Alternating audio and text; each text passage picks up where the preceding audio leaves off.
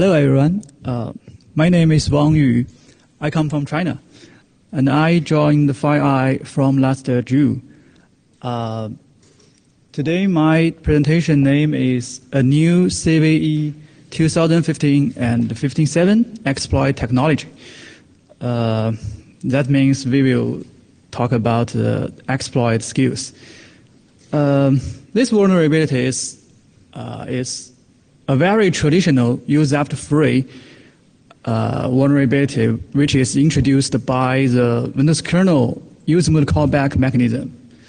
But in my opinion, the exploitation process is quite interesting. So let's begin.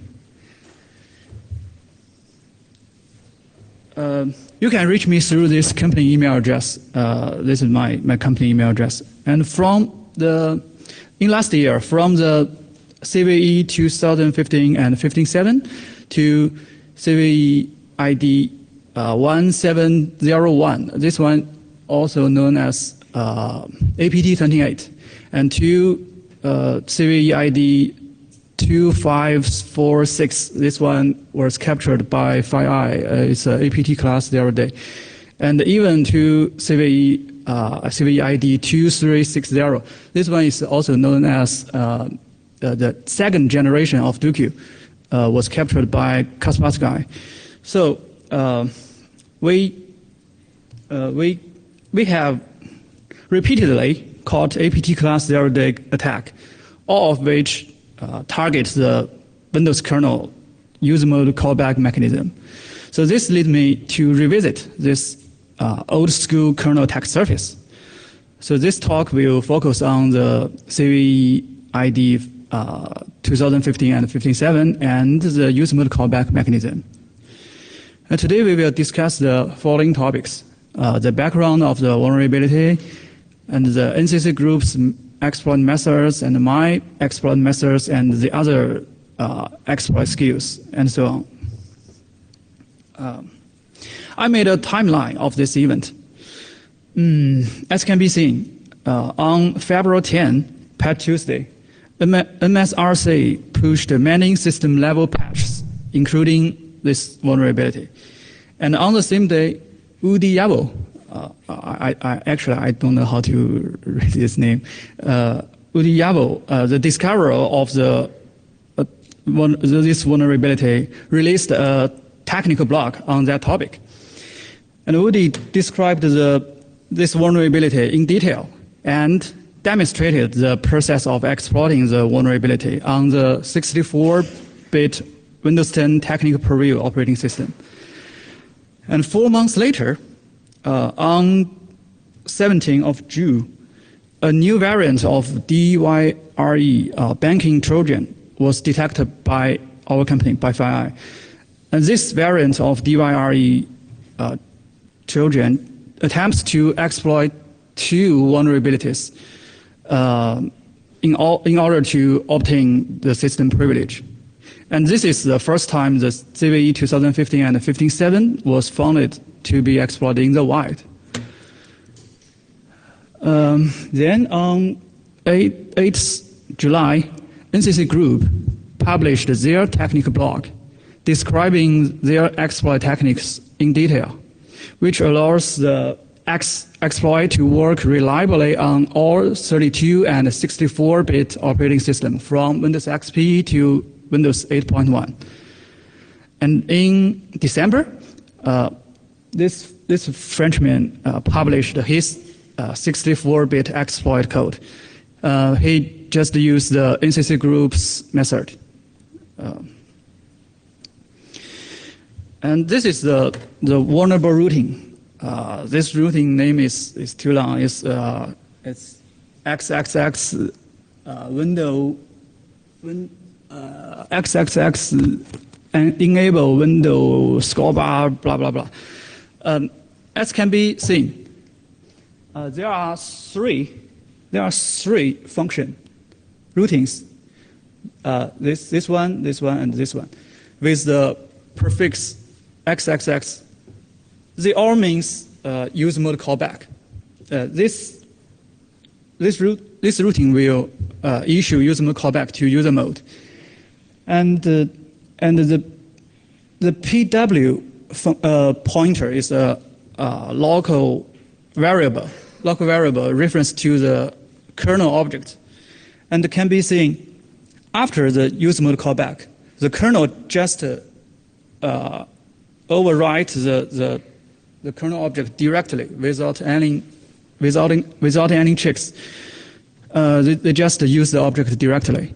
But let's imagine what will happen if the use mode, malicious use mode, if they try to destroy window and free the object. So what will happen? So that means this object, this write behavior means use after free. So this is a very traditional vulnerability in Windows kernel. And this bug may be from Windows NT or Windows 2000. And this is the execution flow. This one is the vulnerable routing. And this object, tag SBinfo, is actually the vulnerability related object. And this routing will issue use mode callback to use mode. Use mode clients also maybe it's exploit code. And the exploit code will destroy window. And destroy window means the object will be freed. And then the exploit code will allocate another object to take place as a placeholder, and then return back to the kernel. But the kernel don't know what happened. It will just reuse or overwrite this object, and that means the use after free. So it's very, this is a very traditional use after free vulnerability, and this is a old school kernel attack service, I think. So let's imagine if we use another object as the memory placeholder. If there is an array, and the kernel will patch the array size, what does that mean? That means this object or this array will result in out of bounds access, right? So if there is a lot of array, so the first one will be overwrite, and the array size will increase, and the first one will overwrite the second one. So there's maybe there's a chain reaction. So the next question must be, which object can be used here? There are actually two options available to trigger a use operation after the call to destroy window, namely set and unset. We can see here before. This one means or instruction means set, and the end maybe means unset.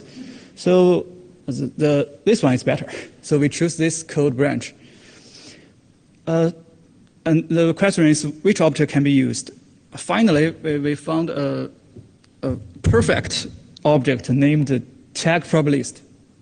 As can be seen, the first field of this object is array size, and this one is array.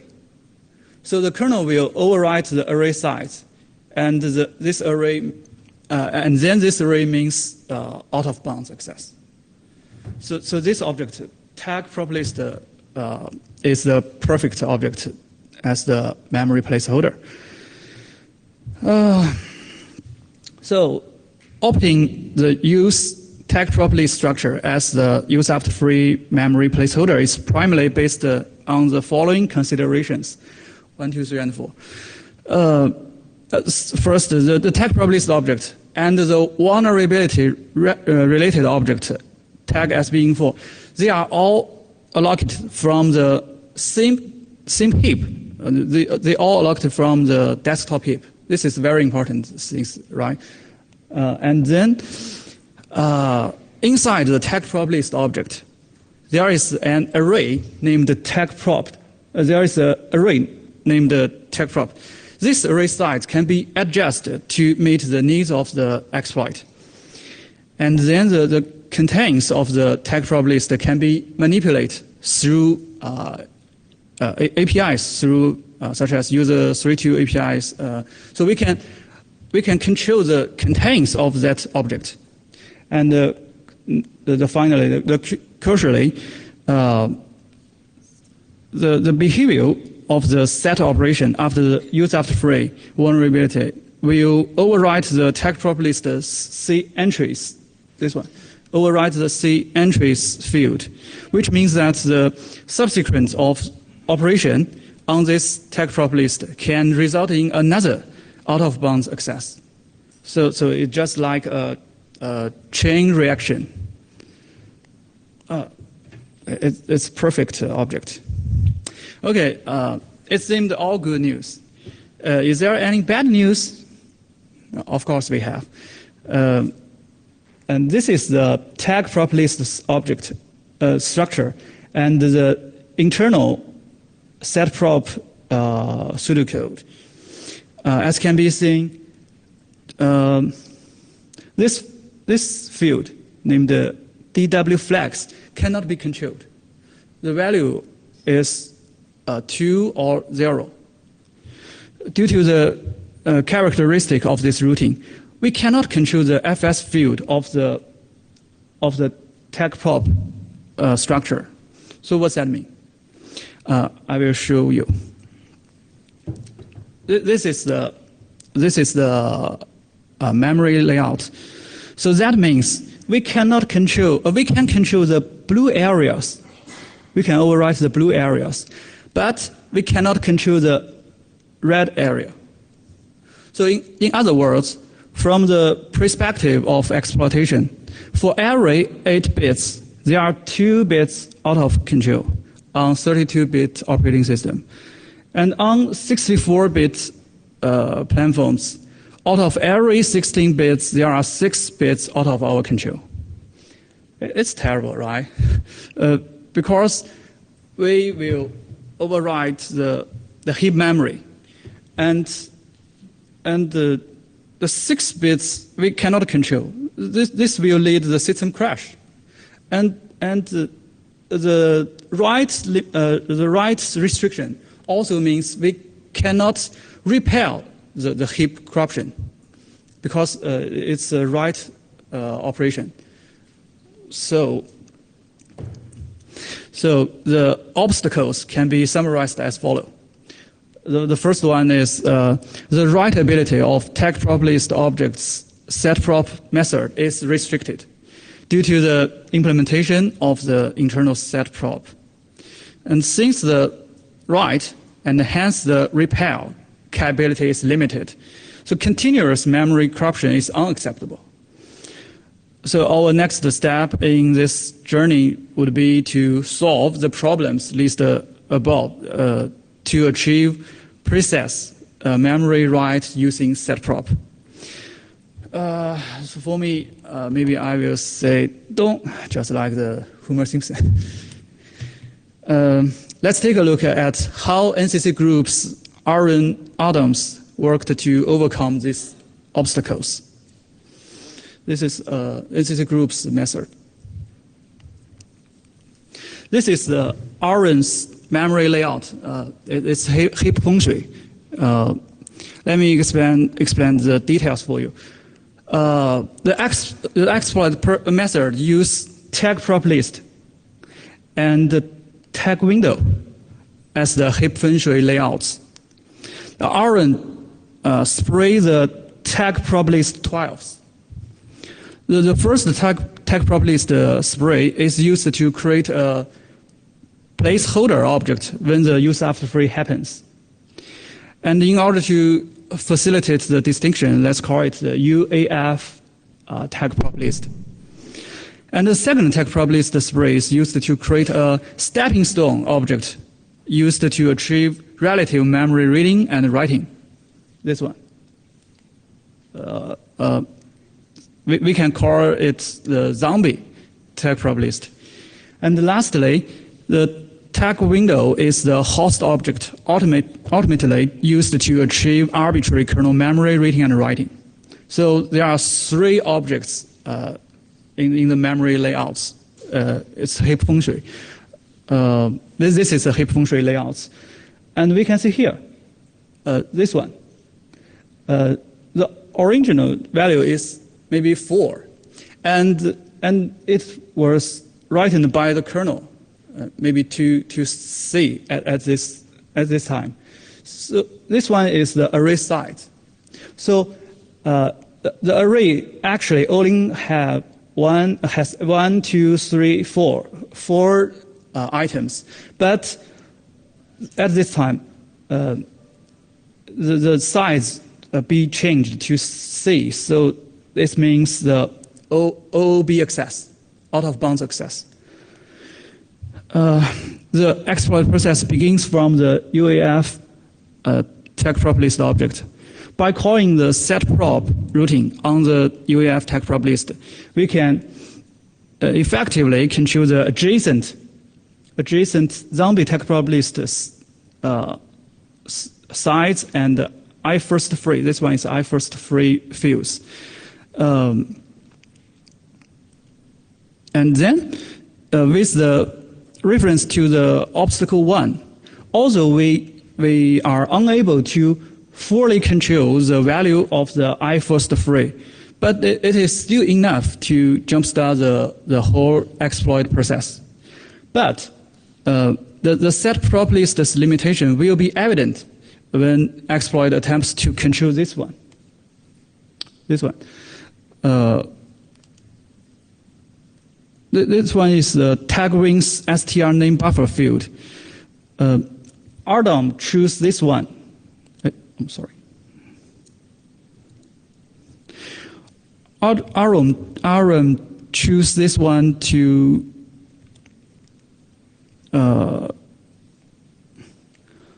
ROM choose this one. This function pointer is this str name buffer field has the ability to read and write bits in the kernel memory. So overwrite this this function pointer to the target important kernel structure, and maybe means he can overwrite, he can read arbitrary memory read and arbitrary memory write. So at this time, he cannot fully control this function pointer. In order to solve this problem, ROM come up with a clever set of complex scheme. He first manipulates the tag prop wings PSB info field, and which can be completely controlled by point to the and then point this one to the str buffer name field, and then ROM then rewrites this function pointer indirectly through the set score info routing. So this roundabout scheme finally allows him to bypass the write restrictions so we faced earlier and achieve arbitrary read and write capabilities. So this one is the ROM's 32-bit exploit method. The 32-bit exploit process can be summarized as follows. And I think the number 2 and the number 3 are the key points. Number 2 is use the corrupted object to rewrite the adjacent the PSB info field, and then use this PSB info field to overwrite the target indirectly. And finally, this one fully under control means the exploit code achieve arbitrary memory read and write. Obstacle solution also can be summarized as follows, and this and the exploit process as shown in this picture. This picture is the exploit process. And for 64-bit operating system, note that the heap header, this one is a heap header. Heap header is a structure named heap entry. The heap entry will be completely overwritten when calling the set prop on a 64-bit operating system. So ARM's 64-bit exploit method changes to use tag prop list and the window text 1 and the tag window and plus window text 2, 4 objects to perform heap function. The exploit process still begins from the UAF tag prop list, and set props out of bounds write capability is used to overwrite the window text 1's heap enter with a specially crafted replacement heap entry. But everyone knows if we rewrite the heap entry with another value, the system will crash, right? So in order to maintain the valid heap layout, a fake heap entry is also stored in window text 2. So the solution, this one. So this solution not only solved the problem of the system crash caused by heap header corruption, it also has a side effect that the tag ring object will be completely merged into, means this one, this object will be completely merged into the big object. So that means three heap blocks will be merged into 2 heap blocks. The first one is the big one, and the second is the small one, just like this.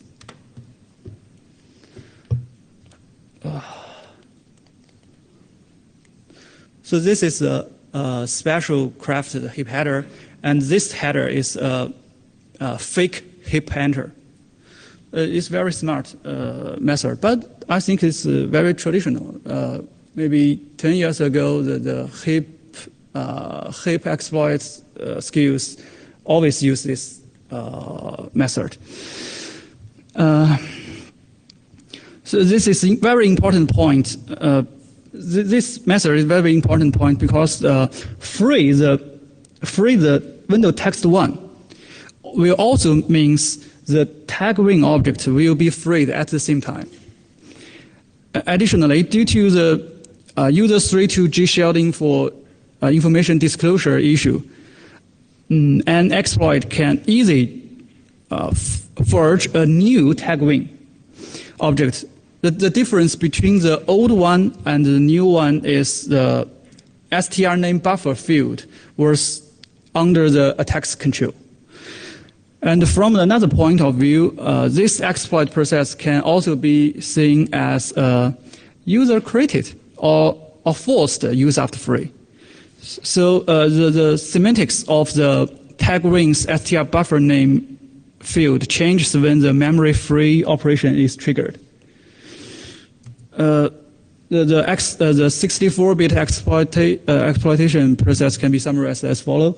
And I think number 2, 3, and 4 are the key points. So reconstruct an ideal heap layout by a special heap header, and then free the text window 1.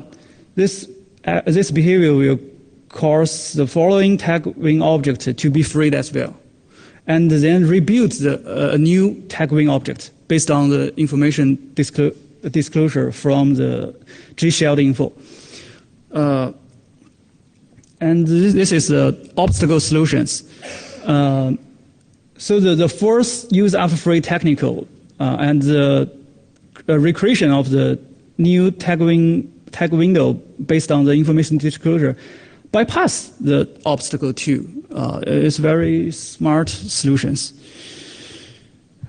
So as a response to RM's inquiry, I would like to share with you a few different exploit techniques, and as an expression of gratitude to RM. Similar as the RM's method, my 32-bit exploit method uses tag prop list and tag menu objects to perform heap function. The exploit also sprays tag prop list twice at least. Let's call them UAF tag prop list and zombie tag prop list respectively. The tag menu is the host object ultimately used to achieve arbitrary kernel memory read and write. Similar, I choose the tag menu object because the tag menu's RG items array has the ability to read and write bits in the kernel memory. The exploit process begins from the UAF tag prop list, and compared with the RM's scheme, the zombie tag prop list give us a better control over the tag menu, tag menu's RG items and the C items fields. Although we are unable to fully control the value of RG items, but it is fine. It is still enough to jumpstart the exploit process. Thus, the exploit process is relatively simple and works without the help of G-shielding for kernel information disclosure. This is my methods summarized and the exploit obstacle solutions. But this is my 64-bit exploit method.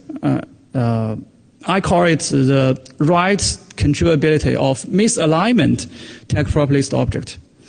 With the reference to the obstacle 1, if we want to reduce the above scheme on 64-bit platforms, we will find that the UAF tag prop list actually cannot control the adjacent zombie tag prop lists. I first free this field.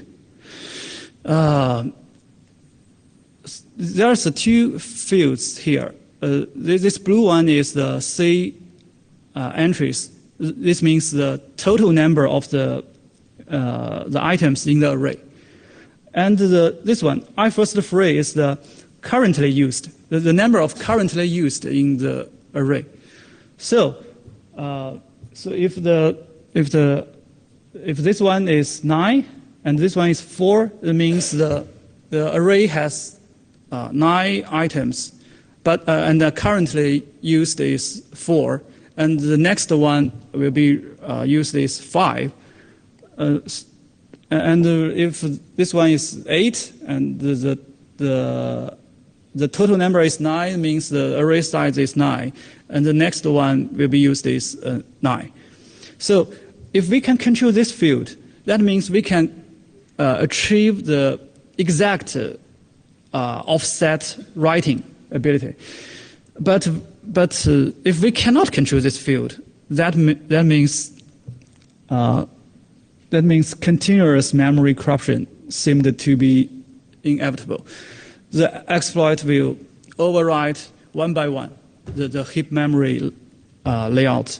So losing control of the I first free means what means that we are unable to achieve exact offset writing based on the set prop, and the continuous memory corruption seemed to be inevitable. But it understood that the tag prop list is pointed by the p prop list function pointer of the tag win object.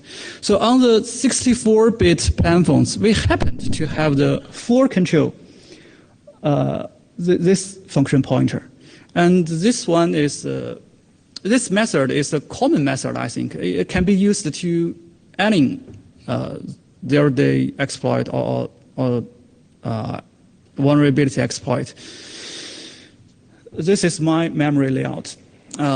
First, we can say the area controlled by the zombie tech probabilist object is shown in blue.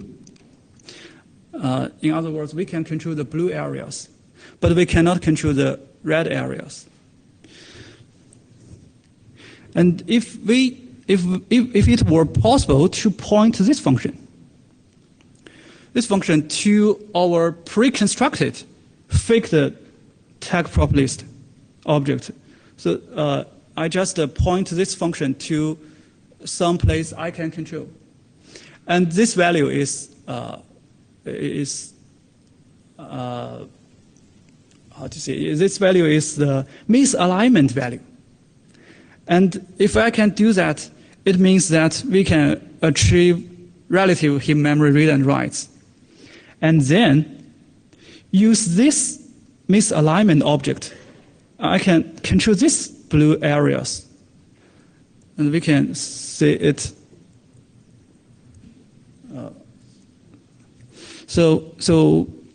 We see that the control capability of the fake tag probabilist and the zombie tag probabilist complement each other well. So after rewriting the tag wings pre-probabilist field to point to our crafted fake tag probabilist object, the only thing left to do is use the fake tag probabilist and the zombie tag probabilist alternately. And then we can achieve the arbitrary memory read and write primitive. So this is my basic idea. Use the misalignment object. The 64-bit exploit process can also be summarized as follows. And I think the number 3 and the number 4 are the key points. This function pointer to tag probabilist object, and this object contain user-controlled misalignment values, and then use this one and this one ultimately. This is the exploit process. This is a picture. So it's demo time.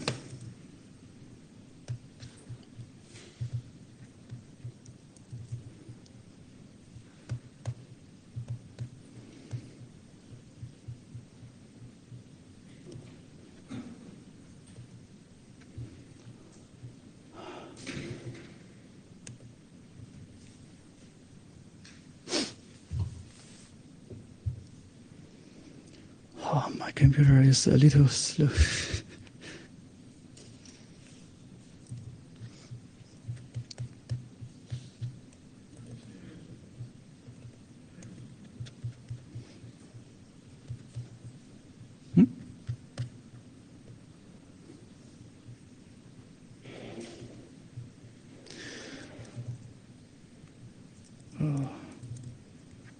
This computer is 64-bit Windows 8.1 unpatched version, and the current privilege is user. It's not system privileges. And then I run the exploit code. Come on.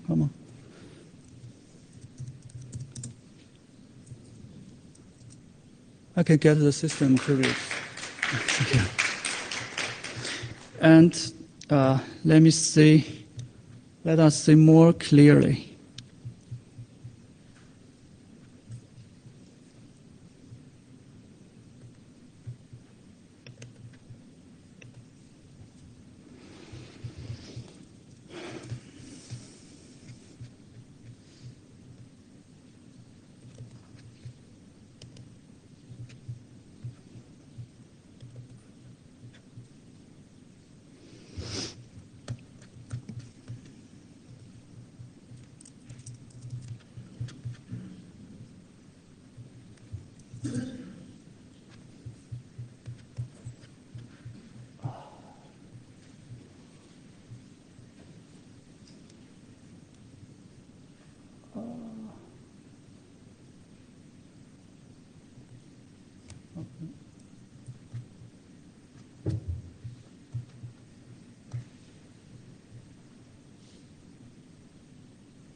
Local workspace in file.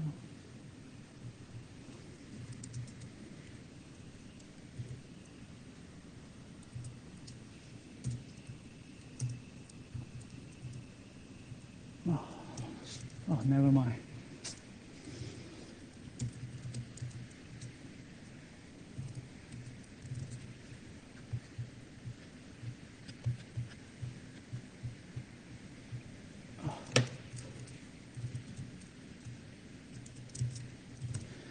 As can be seen,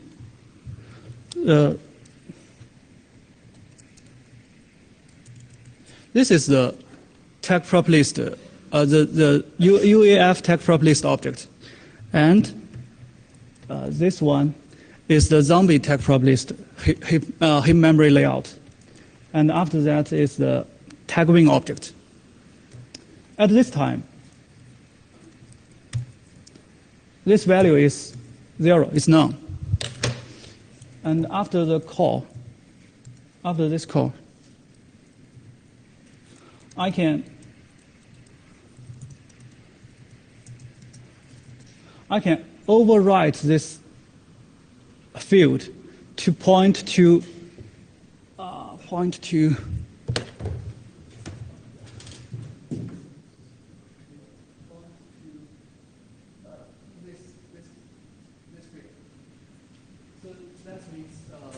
the misalignment object.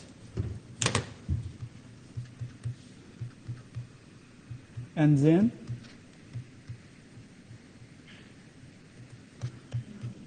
I can set a breakpoint here.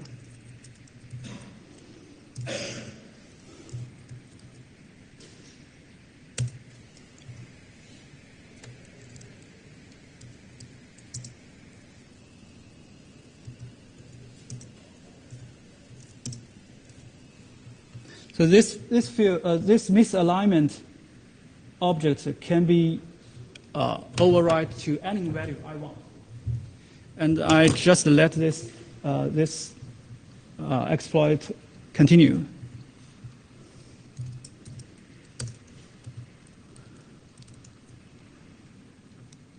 As can be seen, we got the root shell.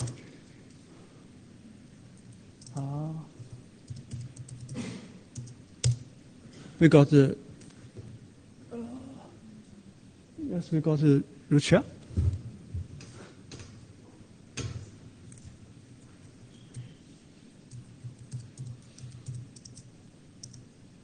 Yes, system file.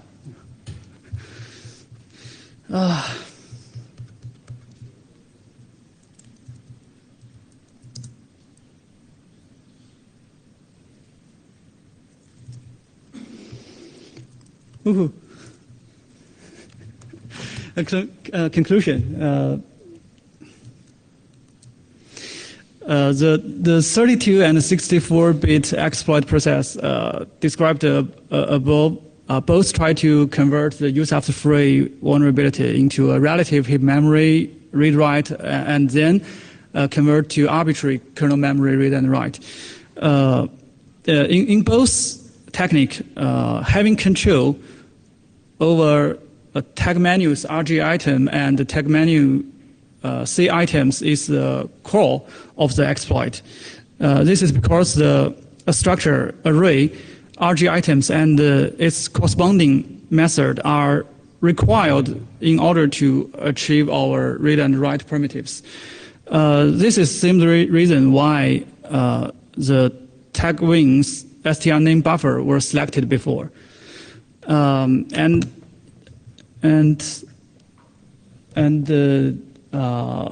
64-bit operating system, ARM tried to use the forced use after free method, and I try to use the misalignment object method. The next part is others. In order to achieve the high reliability of exploit, we also need to solve some small but important problems, such as the heap data repair and the interference from the memory alignment and the interference from the attached instance routing, and so on. A lot of things need to be solved. Let's take the interference from the memory alignment as an example. When trying to perform heap feng shui, we will have a certain probability of facing the memory alignment issue. This behavior lead to a chain reaction, such as the change of heap enter and the overwrite offset, just like this one. This is alignment on the 64-bit operating system. But fortunately, based on the kernel information disclosure by the G-shelled info, we can predict the details of the current heap memory layout and modify the heap memory layout dynamically. So the next question must be, what is the G-shelled info information disclosure? I think this mechanism should be reconsidered. This is the official kernel information disclosure. I think it's very old mechanism, maybe from Windows NT or from the disclosure of zero-day vulnerabilities used by APT actors to the last open-type zero-day exploit code leaked by the hacking team. We continuously saw the use of G-shelled info mechanism. For the desktop heap and the shelled heap, all efforts for the kernel randomization will come to naught due to the G-shelled info information disclosure. And even the kernel heap enter, that's kernel heap header encoding, which was introduced by Windows 8, will also be leaked to user mode. It's crazy. This mechanism, if this mechanism cannot be disabled by due to the compatibility issue, I think Microsoft should minimize the use of G-shelled info mechanism. And in order to demonstrate the risk of G-shelled info mechanism, I also wrote a demo tool. And on the 64-bit operating system, this tool will demonstrate that the leaked kernel data is not only limited to the following information. For example, the kernel routing address information, kernel data structure information, kernel object memory layout information, desktop heap information, and even the random cookie. I will show you.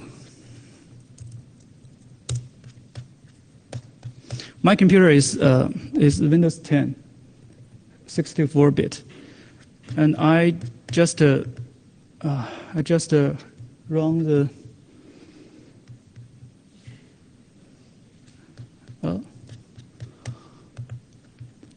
I just run the tool directly.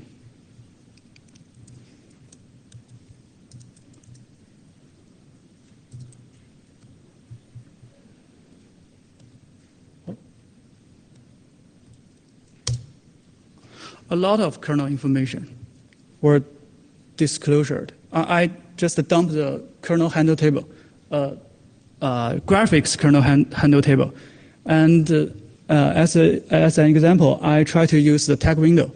We can say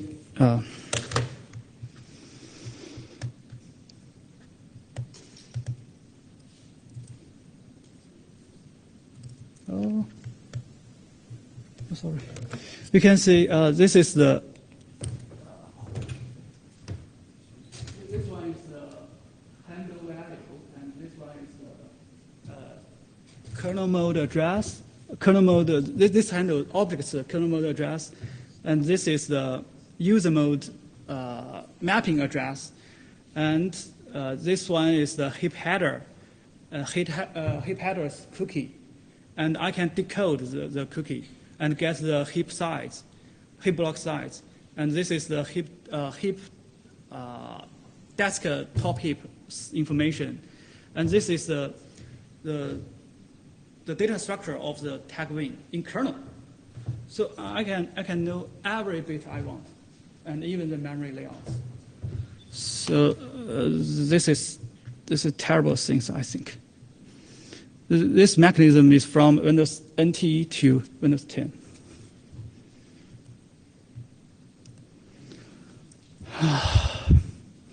And in addition, there's a tiny flaw in Udi Yavo's technical block, which I will point out here.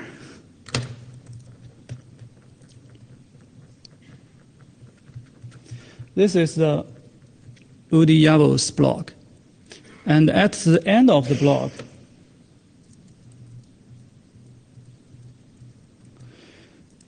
Udi said, it's a funny code in the Windows kernel.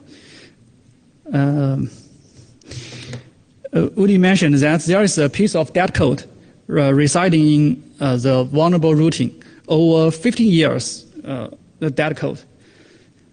I think the conclusions could be drawn based on the following logic. This is the reverse engineering from Windows kernel. The seventh line of code is a conditional statement. This one. It's a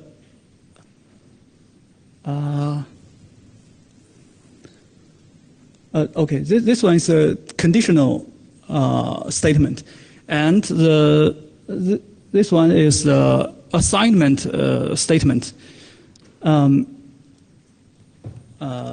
If we can see this one, if this is A, and this is B, so A is not B.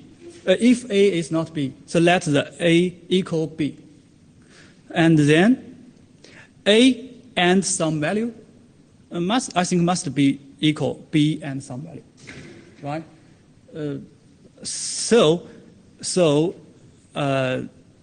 This code must be that code. This is Udi's. This is Udi's said before. How to say?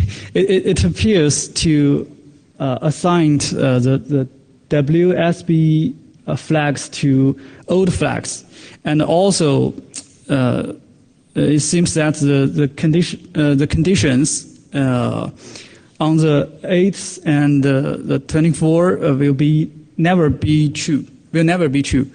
But is this truly the case? Please don't forget, use mode callback is the root case of many statement inconsistency type vulnerability in Win32k. In this example, to activate the branch of the XXX window event, attackers only need to enable the score bar with this callback, use mode callback. So not only is this routing is not that code, it's also another trigger point of the vulnerability. If we can invoke setWin event hook in exploit code and then call destroy window during the event callback, we can trigger another use after free. The call stack as shown below. And actually, I use this method to trigger my exploit code. But fortunately, Microsoft developers realized this problem. So the patch blocks 5 possible entrances of the vulnerability in total, completely covering the seemingly dead code branch. So it's not dead code. Just Udi don't know how to trigger it.